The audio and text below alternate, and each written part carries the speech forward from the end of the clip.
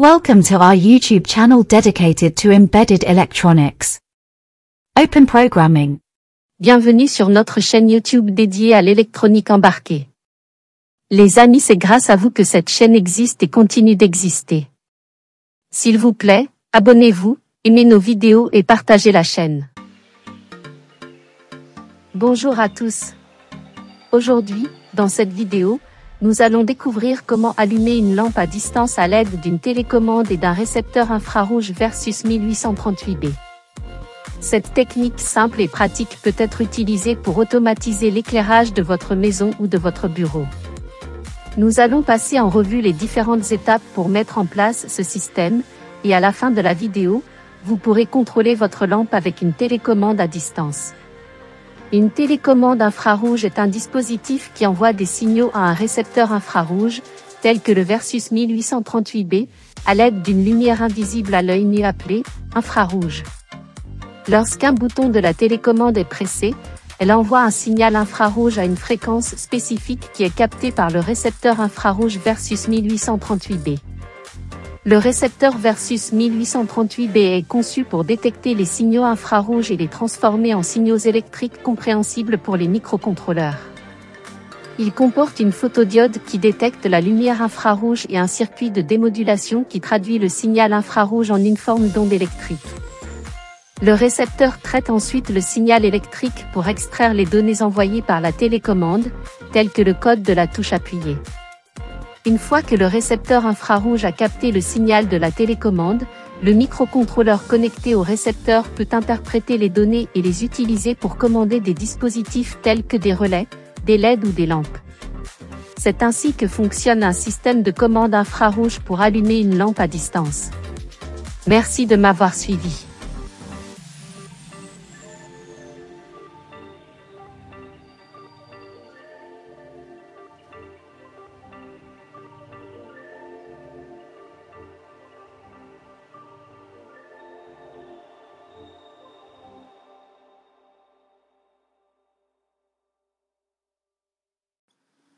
Bonjour à toutes et à tous, j'espère que vous allez bien.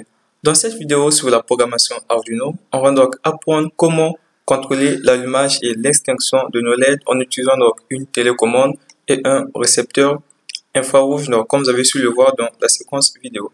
Alors, avant donc de poursuivre la vidéo, on va donc commencer par installer la bibliothèque. Donc, c'est donc cette bibliothèque qu'on va utilisée dans notre programmation. Il y a plusieurs bibliothèques qui existent pour gérer l'émission et la réception des signaux infrarouges et tout.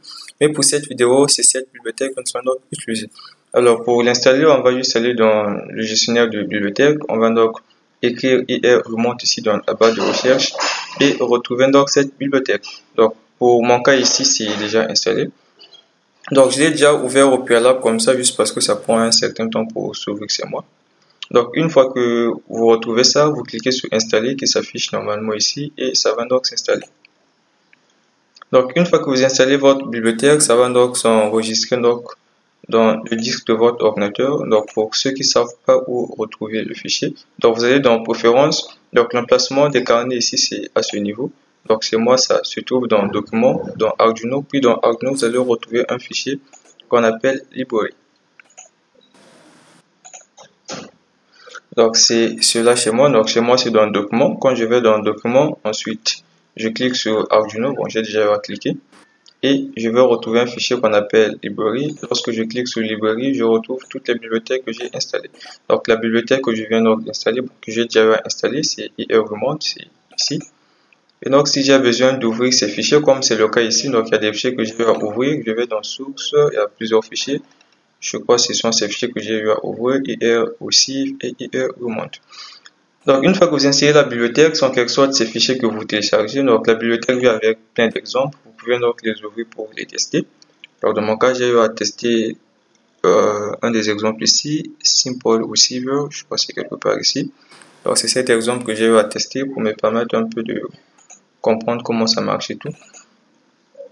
En tout cas, vous trouverez toutes les informations qu'il vous faut en ce qui concerne la bibliothèque, donc les mots-clés et tout ce que ça contient.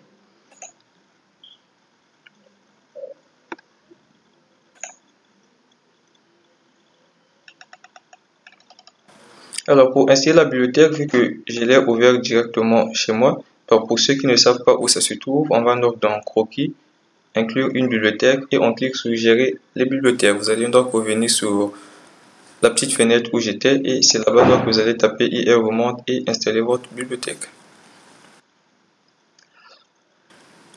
Comme je le disais tantôt, dans cette vidéo, on va donc apprendre comment gérer l'allumage et l'extinction de nos LED en utilisant une télécommande et un récepteur infrarouge. Alors les amis, si vous êtes vraiment nouveau sur la chaîne et que vous nous suivez depuis fort longtemps, vraiment n'hésitez pas de vous abonner, de liker et de partager la vidéo.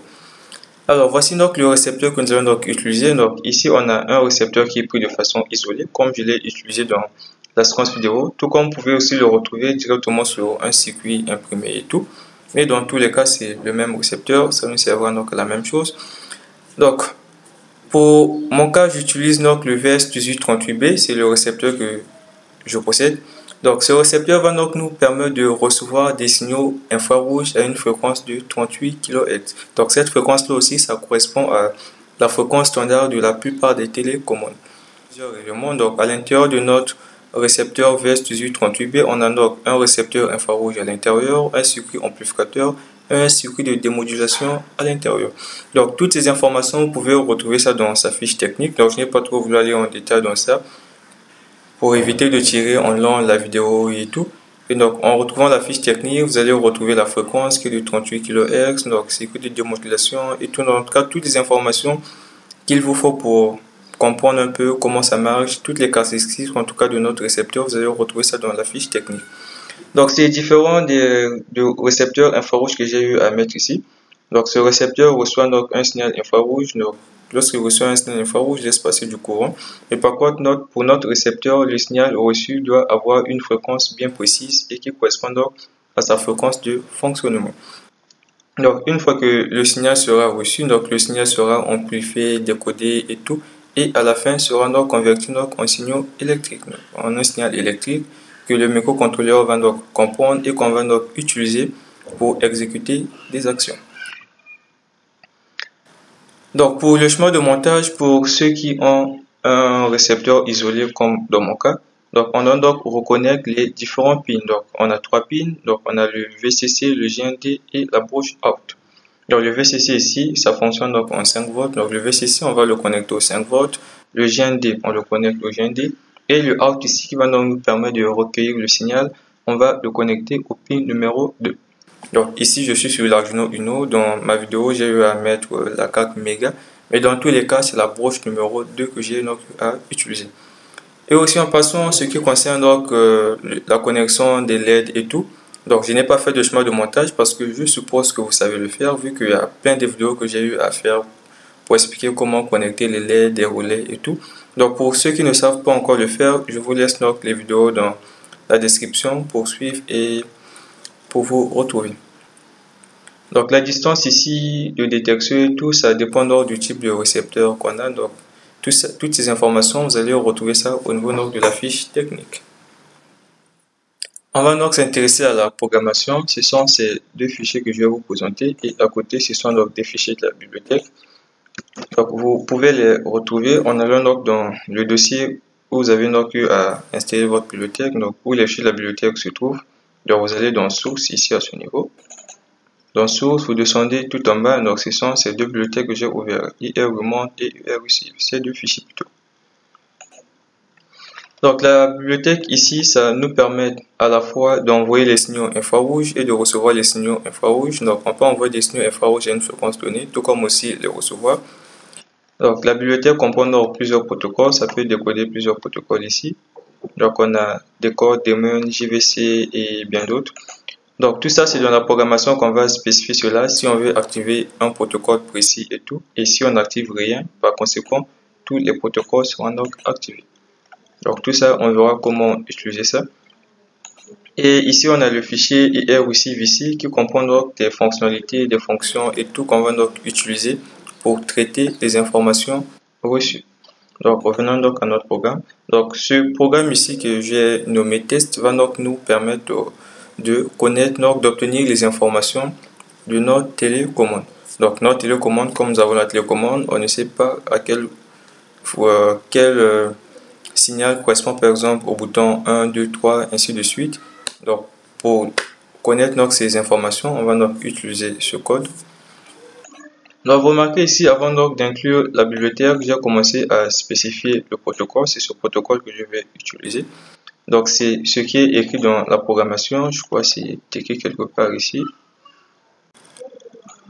Alors ici, vous allez remarquer qu'on dit que chaque protocole qu'on inclut, tout cela, ça occupe de l'espace, la mémoire et tout. Donc on a besoin de spécifier le protocole bien avant d'inclure la bibliothèque. Donc c'est ce que j'ai eu à faire à ce niveau. J'ai spécifié le protocole avant donc d'inclure la bibliothèque.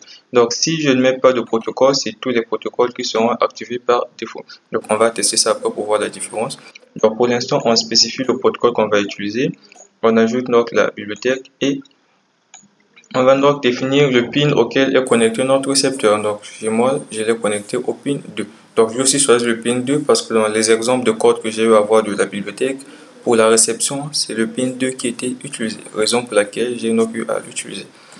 Donc ici, il y a une constante ici que j'ai appelée repeat ici. Bon, j'ai eu à mettre un tiret pour différencier ça avec le repeat ici de la bibliothèque ici, juste pour le différencier.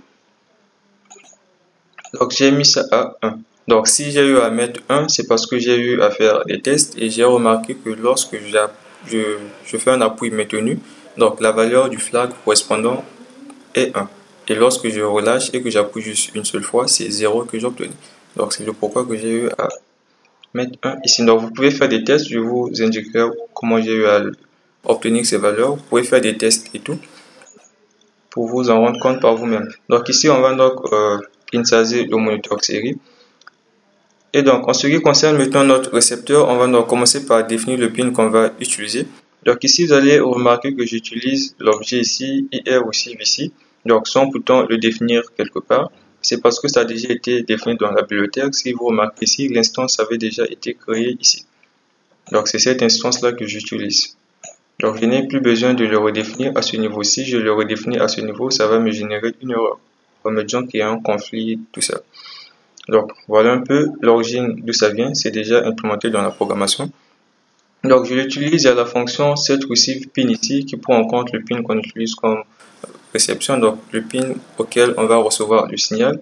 Donc c'est cette fonction. Donc si vous ouvrez ce fichier tout en bas, en train de descendre un peu, vous allez retrouver toutes les fonctions que je suis en train d'utiliser avec des commentaires qui sont écrits à côté. Donc maintenant, bon, je crois que ça doit être ça. Donc setReceivePin, c'est cette fonction que j'ai utilisée.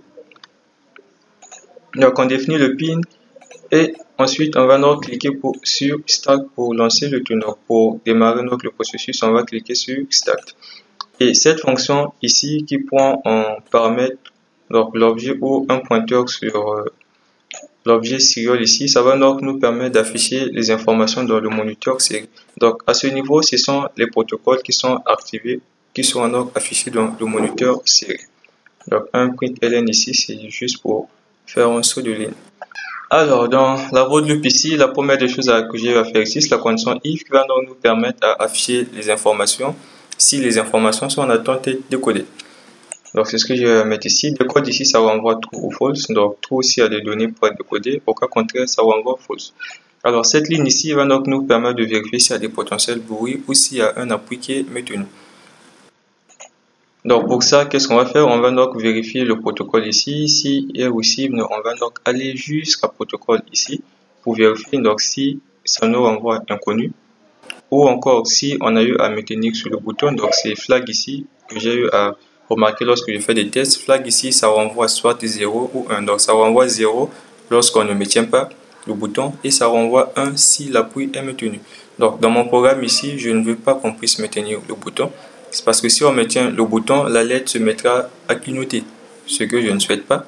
Donc c'est le pourquoi j'ai eu à mettre ça ici. Donc on va vérifier soit s'il y a le potentiel bruit, ou si potentiel bruit ou un protocole inconnu, ou encore si on a eu à maintenir l'appui sur le bouton. Qu'est-ce qu'on va faire? On va préparer le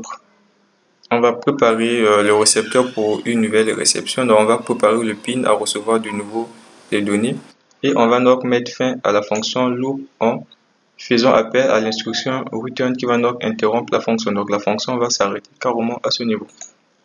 Au cas contraire, on va afficher les données reçues. Donc si c'est juste un seul appui et que le protocole est différent du inconnu, ou encore le flag ici est différent du repeat, alors on va donc passer à la suite. Donc ici, cette fonction aussi, print here without short, va donc nous permettre d'afficher les résultats, donc toutes les informations qu'il faut. Commencer par le protocole, l'adresse et tout, on va juste le voir après. Ça nous permet donc d'afficher les résultats. Maintenant, ce que j'ai eu à mettre en bas ici, c'est juste pour nous permettre de savoir si on voulait avoir accès à, par exemple, à l'adresse, à la commande et autres, comment faire en quelque sorte. Parce que c'est ce qu'on va utiliser dans le programme-ci pour pouvoir allumer ou éteindre nos lampes. Donc ici, on affiche les résultats et à ce niveau, je vous montre donc comment obtenir uniquement l'adresse. C'est ce que je vais faire ici. Comment obtenir uniquement la commande et comment obtenir uniquement la valeur du signal. Et ici, le nombre de bits auquel est codé notre signal. Donc l'anti/n ici, c'est signifie retour à la ligne. Donc ici, on fait un retour à la ligne. Donc c'est un saut de ligne avant d'afficher adresse 0x. Et la même chose, je fais ici. Là, je fais un double saut de ligne. Donc à chaque fois, j'écris toujours resume à la fin. Ça permet donc de préparer une nouvelle réception de données. Donc si on ne le fait pas, il y aura un petit bug. Le programme ne va pas fonctionner comme il faut. Donc on va tester ce programme et revenir après. Donc le programme est là, je le téléverse au niveau de la carte, mais avant tout, je commence par sélectionner la bonne carte. Donc, je suis dans Arduino Mega.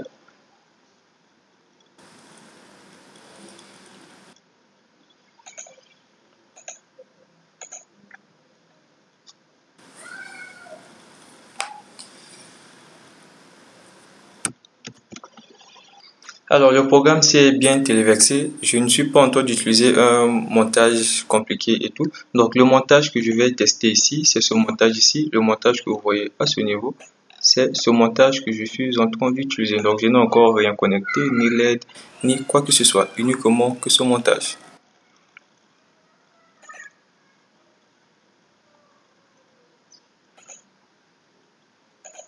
Donc on va ouvrir le moniteur série.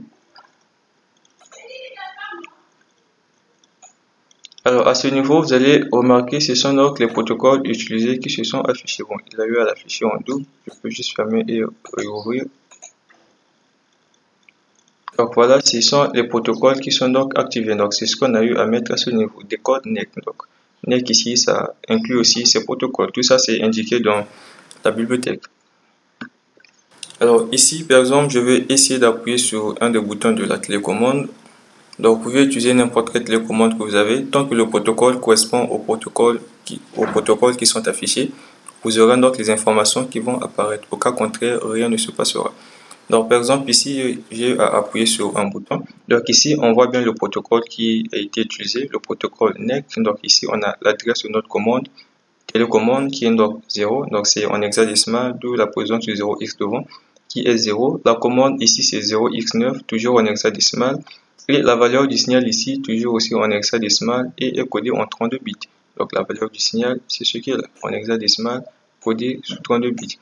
Et donc à ce niveau, on affiche de nouveau l'adresse, on affiche la commande et on affiche la valeur, y compris la résolution du signal ici, de la valeur 32 bits. Donc cette ligne-là ici qui affiche cette instruction ici, c'est à ce niveau. Donc ce sont ces deux lignes ici. C'est ça qui permet donc d'afficher ce que vous avez à voir. Bon, je le mets à côté. Donc, je disais tantôt, cette ligne, ce sont ces instructions, ces deux instructions qui permettent d'afficher ça, l'adresse. Donc, si on veut accéder uniquement à l'adresse, donc c'est ce qu'il faut écrire. Et à ce niveau, pour la commande, si on veut accéder à la commande, c'est lorsqu'il faut écrire commande. Donc, ir_receive.decode ir_data.commande. Lorsqu'on écrit ceci, on doit accéder à la valeur de la commande. Donc, ici, c'est en hexadécimal. C'est le pourquoi vous regardez un X ici. Hexadécimal. Donc, c'est pareil ici pour la valeur du signal. Pour la valeur du signal, pour accéder à cette valeur, voici donc ce qu'il faut écrire. Donc, ir_receiver, decode ir_data, decode raw data. Lorsqu'on écrit ceci, ça va donc nous permettre d'obtenir la valeur du signal. Et ici, on a donc le nombre de bits auquel est codé donc notre signal. Donc ce sont ces valeurs qu'on va donc utiliser pour pouvoir commander les actions. Donc dans les exemples de la bibliothèque, ils ont eu à utiliser les commandes. Donc par exemple, on peut utiliser par exemple la commande 0x9 pour allumer quelque chose, pour démarrer, en tout cas n'importe quel processus qu'on veut. Tout comme on peut utiliser la valeur ici du signal pour allumer ou éteindre, comme dans mon cas, c'est la valeur que j'ai donc eu à utiliser. Donc je vais appuyer sur d'autres boutons. Donc vous remarquez par exemple ici, si j'essaie de maintenir le bouton, rien ne va se passer. Donc quand je maintiens mon bouton, les informations ne s'affichent plus. Il n'y a plus rien, ça s'affiche juste une seule fois. Donc si c'est ainsi, c'est dû à la ligne que j'ai eu à écrire au début. Je vais le réduire plutôt, je vais l'agrandir. Donc c'est dû à ce que j'ai eu à écrire à ce niveau. Donc ces lignes que j'ai eu à écrire ici, ça empêche qu'on puisse cliquer, qu'on puisse faire un appui maintenu. Donc si on fait un appui maintenu, la boucle va s'interrompre. La boucle va s'interrompre à ce niveau. Ça ne va pas poursuivre en bas. Donc, pour mon cas, c'est utile. Si ce n'est pas utile pour votre programme, supprimez simplement cette ligne. Si vous le supprimez, en tout cas, vous aurez d'autres informations qui vont s'afficher de façon répétée. Mais si vous voulez le garder ainsi, vous le gardez ainsi. Donc, si vous avez besoin des appuis maintenus, vous retirez juste cette partie-là. Alors, on va donc retéléverser le même programme, cette fois-ci en activant tous les protocoles. Donc, pour cela, je vais donc mettre ça en commentaire et retourner téléverser ça de nouveau.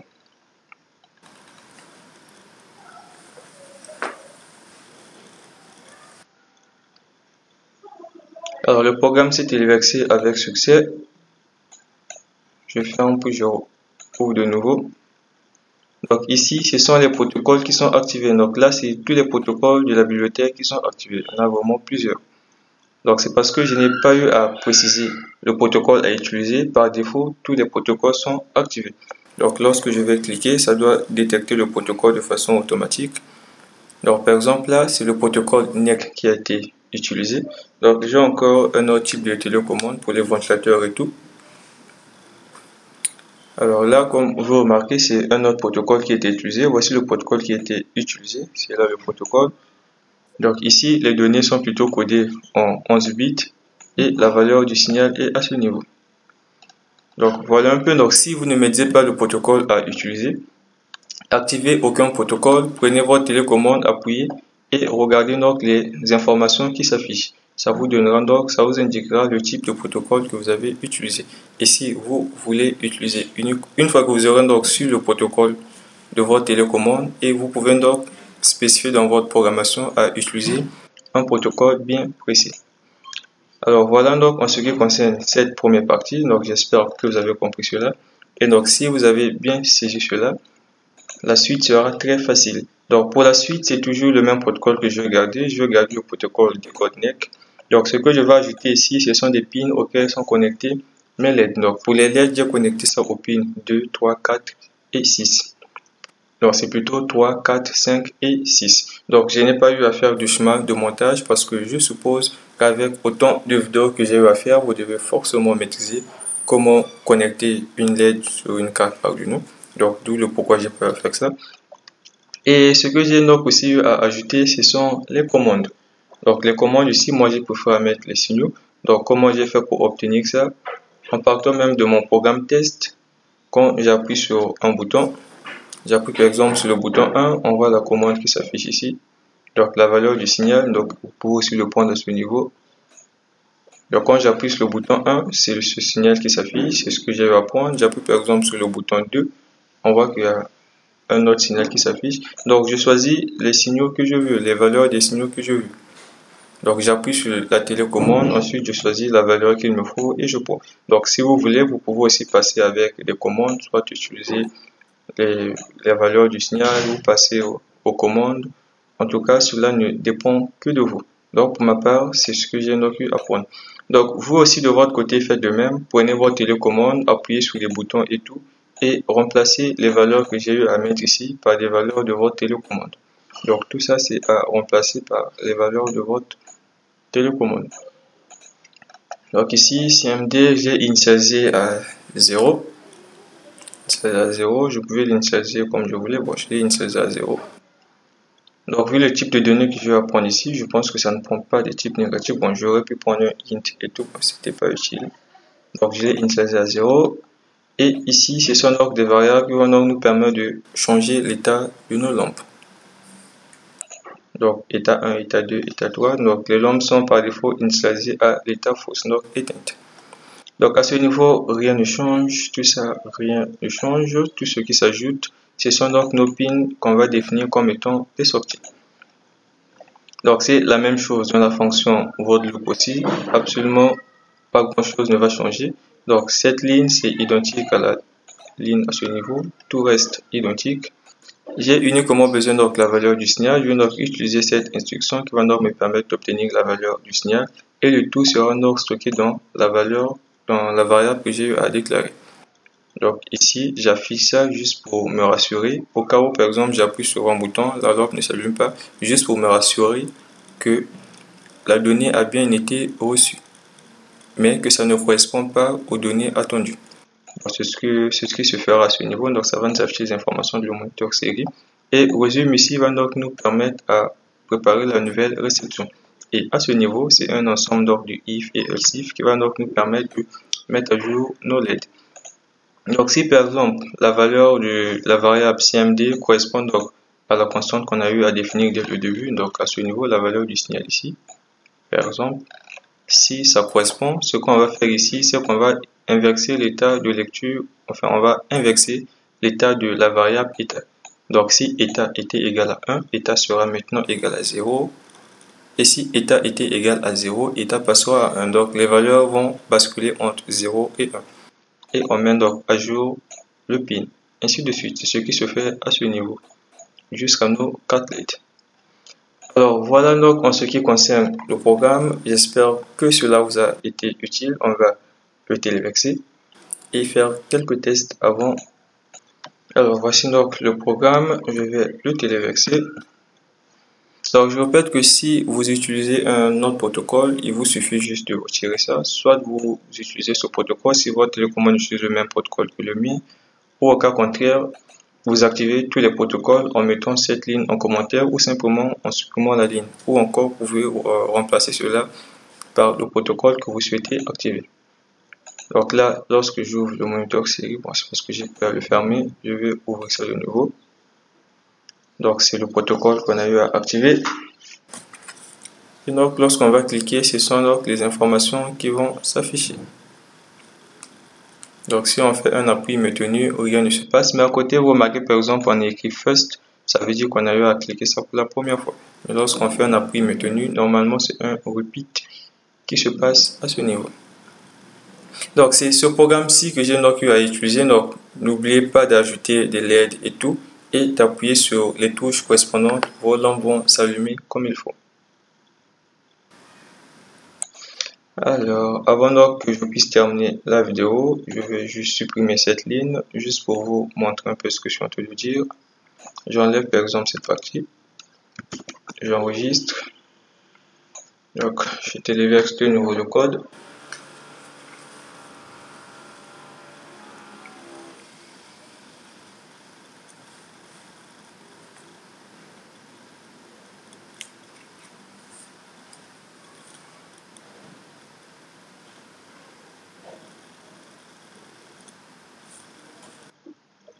J'ouvre le moniteur série.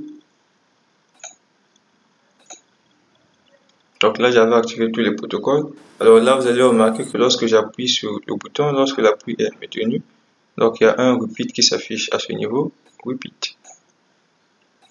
Donc c'est un peu ce que je tente de dire. Donc, on n'affiche plus la valeur du signal et tout parce que la valeur est identique à ce qui était affiché en haut. C'est la même valeur, sauf que le bouton est maintenu, d'où la présence du repeat qui s'affiche ici. Donc repeat, comme je le disais tantôt, ça correspond à 1. Donc le flag qui signale que le bouton a été maintenu me renvoie 1. Donc voilà un peu tout ce qui concerne cette vidéo. J'espère que cela vous a été utile. On se donne rendez-vous très prochainement.